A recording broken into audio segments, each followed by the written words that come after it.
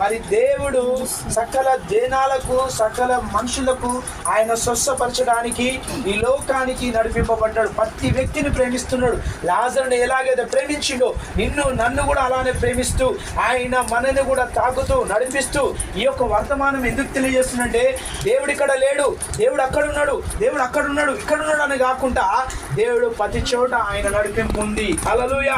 చూడండి ఇక్కడ మాట మాట్లాడుతూ ఉన్నాడు ఆయన. ఇంకేమంటున్నాడు? నువ్వు ఇక్కడ ఉంటే మాకు ఓదార్పును కలుగుతుండే, నువ్వు ఉంటే మా తమ్ముడు బతికేటోడు, నువ్వు ఉంటే మా తమ్ముడు ఈరోజు సజీవంగా ఉండేవాడు కదా ప్రభువా అని దేవుని ప్రశ్నించుడు. కానీ ఇక్కడ దేవుడు ఏమన్నాడు? మొదట ఆ మరణము ఎవరిని మహిమపరచడానికి వచ్చింది, ఆ రోగము ఎవరి గురించి వచ్చిందంట?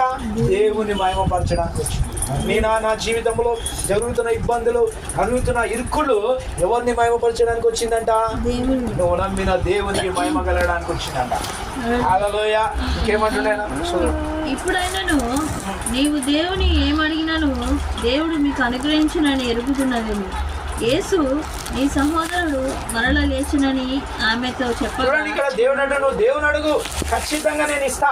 మళ్ళీ ఇంకోటి, చనిపోయినాడు లేస్తాడని యేసు ప్రభు ముందుగా స్టేట్మెంట్ ఇచ్చేసిండా. హల్లెలూయా.